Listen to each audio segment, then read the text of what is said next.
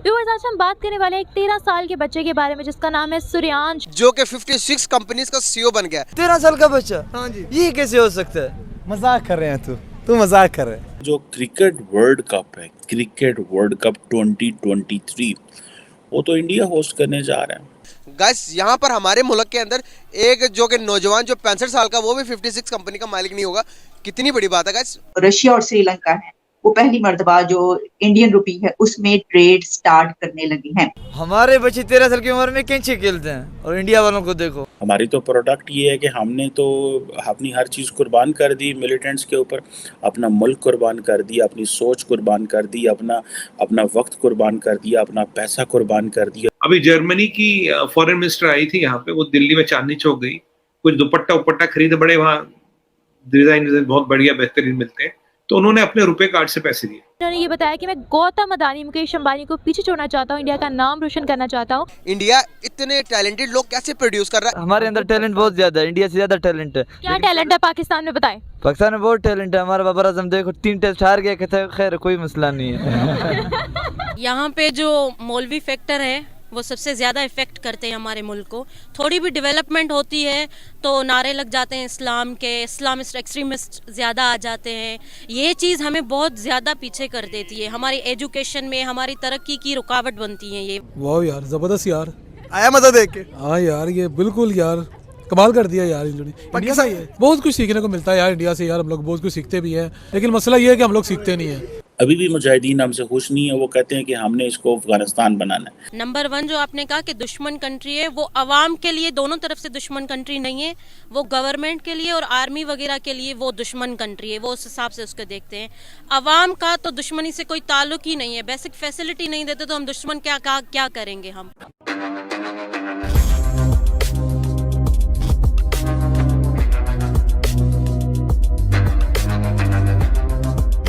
नमस्कार दोस्तों, आए दिन हमें यह सुनने को मिलता है कि भारत तरक्की की नई ऊंचाइयों को छूता जा रहा है, लेकिन जब भी पाकिस्तानी लोगों से इसका कारण पूछा जाता है तो वे ये कहते हैं कि भारत की आबादी ज़्यादा है।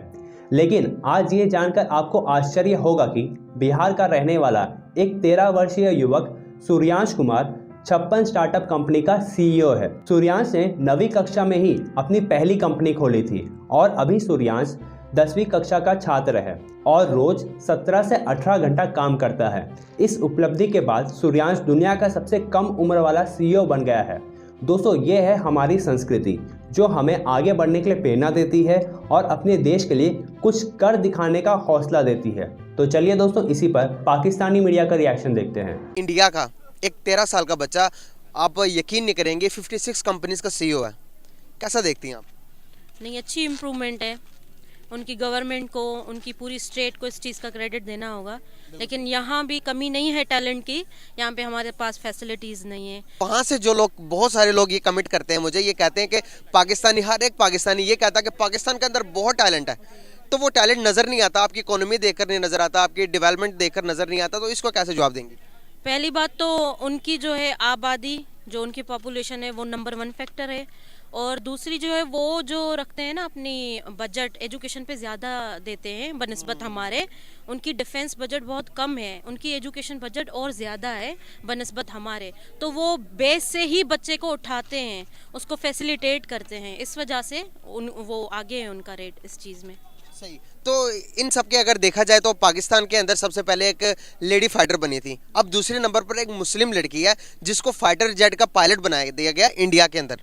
क्या समझते हैं कि जो लोग कहते हैं कि इंडिया के अंदर बहुत ज़्यादा जुल्म और तशद्दुद होता है मुसलमानों के ऊपर, तो ये लड़की को पायलट बना दिया उन्होंने। दूसरे नंबर पर दूसरी बात करूंगा मैं भी, तो एक देखते हैं तो डॉक्टर अब्दुल कलाम को जानती होंगी आप हिस्ट्री पढ़ी आपने, तो उनको इंडिया का जो क्या प्रेसिडेंट बनाया गया, इस चीज़ को आप कैसे देखती हैं? यहाँ पे जो मौलवी फैक्टर है वो सबसे ज़्यादा इफ़ेक्ट करते हैं हमारे मुल्क को। थोड़ी भी डेवलपमेंट होती है तो नारे लग जाते हैं इस्लाम के, इस्लामिस्ट एक्सट्रीमिस्ट ज़्यादा आ जाते हैं। ये चीज़ हमें बहुत ज़्यादा पीछे कर देती है, हमारी एजुकेशन में, हमारी तरक्की की रुकावट बनती है ये चीज़ खास करके। मतलब कि आप कह रही कि हर चीज़ को एतदाल में रखना चाहिए। हमारा इस्लाम तो ये कहता है कि पढ़ो, तालीम। हमारा तो कुरान मजीद से पहला लफ्ज़ जो आप सल्लल्लाहु अलैहि वसल्लम को सिखाया गया वो इकरा का लफ्ज़ था कि पढ़ो। तो इस चीज़ से हम पीछे क्यों हटे? अगर हम दूसरी कंट्रीज़ की बात करते हैं जो डेवलप कंट्रीज़ हैं, उनने एजुकेशन को फर्स्ट प्रायोरिटी रखा, क्या हमने रखा है एजुकेशन को फर्स्ट प्रायोरिटी? नहीं, बिल्कुल नहीं रखा है। तो हम क्यों नहीं हमने रखते? तो किसी चीज़ को भी प्रायोरिटी नहीं रखा है, हमने सिर्फ करप्शन को ही प्रायोरिटी रखा है। हमारे जो स्टेट है उसको सिवाय करप्शन के और कुछ भी नहीं है, कोई उनका मोटो ही नहीं है। वो एक दूसरे को जोड़ने में तोड़ने में इसी चीज़ में लगे हुए हैं। कोई डेवलपमेंट नहीं है, कोई प्रोग्राम इनिशिएट नहीं करते, कोई लॉन्ग टर्म प्रोसेस का उन्होंने अभी तक कोई प्रोजेक्ट लॉन्च नहीं किया है। तो ये चीज़ें इफेक्ट करती हैं हर चीज़ अगर में। मैं बात करूं पड़ोसी मुल्क इंडिया की, तो 5th लार्जेस्ट इकोनॉमी बन गया है। अगर देखो तो आप यकीन करें, पाकिस्तान के लिए सीखने के लिए बहुत बड़ा सबक है कि आपका पड़ोसी मुल्क जिसे आप अपना दुश्मन कहते हैं, वो डेवलपमेंट के कौन से सतह पर चला गया। इंडिया आप डेवलप कंट्रीज के अंदर आता है, तो हमें देखकर थोड़ी सी शर्म कर लेनी चाहिए, आपके नहीं? बिल्कुल। नंबर 1 जो आपने कहा कि दुश्मन कंट्री है, वो अवाम के लिए दोनों तरफ से दुश्मन कंट्री नहीं है। वो गवर्नमेंट के लिए और आर्मी वगैरह के लिए वो दुश्मन कंट्री है, वो उस हिसाब से उसको देखते हैं। अवाम का तो दुश्मनी से कोई ताल्लुक ही नहीं है। बेसिक फैसिलिटी नहीं देते तो हम दुश्मन क्या करेंगे हम? तो ये चीज़ तो होती है ना कि पहले अवेयर करो दुश्मन है तो किस बेसिस पे है। वो हमें एज ए दुश्मन नहीं लेते हैं, वो हमसे तभी आगे हैं वो कौम जो है। जी। तो फैक्टर्स क्या देखती हैं कि क्या हमारे और इंडिया के दरमियान जो उनसे ये ताल्लुकात हैं ये बेहतर हो सकते हैं या नहीं? नहीं होंगे ताल्लुकात, कोई करने ही नहीं देता है। कोई भी जो आए, एक अगर वहाँ से कदम बढ़ता है तो हम क्या करते हैं, वो कुछ ना कुछ ऐसा कर देते हैं कि वो पीछे हट जाते हैं। ऐसे ही चलता रहता है, वो आगे आते हैं हम पीछे चले जाते हैं ना। हम उनको आगे साथ नहीं देते, हम उनका वो है उनका माइंडसेट थोड़ा ब्रॉड है। अब अगर मैं बात करूँ फ्रीडम, एक लड़की होने की हैसियत से कितनी फ्रीडम पाकिस्तान में रहते हुए आपको मिलती है? क्या पाकिस्तान की लड़की को ज़्यादा फ्रीडम है या इंडिया की लड़की को ज़्यादा फ्रीडम है? दोनों को कंपैरिजन करें तो नहीं, इंडिया की लड़कियों को ज़्यादा फ्रीडम है। जी। किस चीज़ के हवाले से आप कह रही हैं? एजुकेशन के हवाले से है, वहाँ पे जो है अवेयरनेस हर चीज़ में ज़्यादा है। वहाँ पे जो है ख़ास करके ब्रांड्स बाहर से जो है वो गवर्नमेंट ने उनके लिए रास्ता दिया हुआ है कि वहाँ की लेडीज़ बाहर जाके काम करती हैं, वहाँ के लोग बाहर जाके काम करते हैं, बाहर के लोग इंडिया आके करते हैं। तो वो डाइवर्सिफाई है वहाँ पे। यहाँ पे कोई भी आपको इंटरनेशनल ब्रांड नज़र नहीं आएगी। हम क्या करते हैं, अपने में ही लगे रहते हैं। वहाँ क्या होता है, एक्सचेंज ऑफ थॉट्स होते हैं, एक्सचेंजेस ऑफ ट्रेड्स होती है। तो ये चीज़ जो है वो उनको ज़्यादा आगे रखती है हर चीज़ में। और मैं फिर कहूँगी कि नंबर 1 जो है प्रायोरिटी उनकी फिर भी एजुकेशन ही है। अब सुनने में आ रहा है कि ये जो India cricket world cup host कर रहा है और पाकिस्तान जो है वो इससे ऑलमोस्ट बाहर है।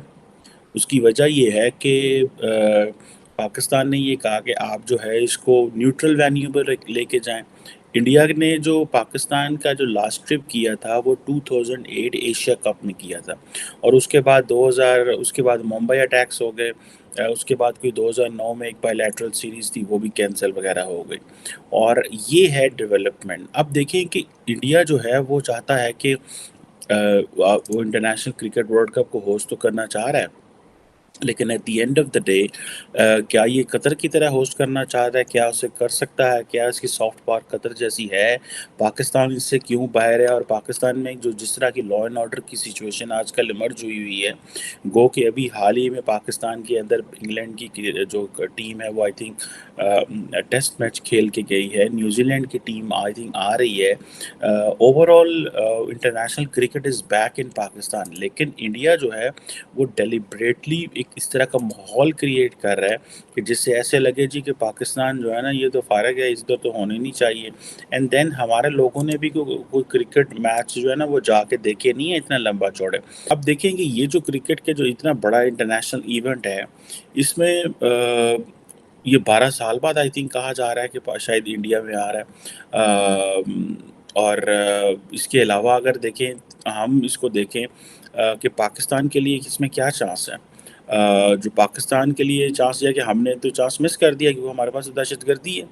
हमारी तो प्रोडक्ट ये है कि हमने तो अपनी हर चीज़ कुर्बान कर दी मिलिटेंट्स के ऊपर, अपना मुल्क कुर्बान कर दिया, अपनी सोच कुर्बान कर दी, अपना वक्त कुर्बान कर दिया, अपना पैसा कुर्बान कर दिया। ये वो मुजाहिदीन हैं जो हमारे बड़ों ने, जो हमारे बड़े सोचने वाले, जो हमारे मुल्क के जो बड़े करता धरता थे, जो हमारे मुल्क के लीडर थे, ये जिन्होंने मुजाहिदीन बनाए, जो पाकिस्तान को इस तरह एक मुल्क बनाना चाहते थे, उन्होंने अपना वो कर लिया ना, वो जो चाहते थे वो कर लिया।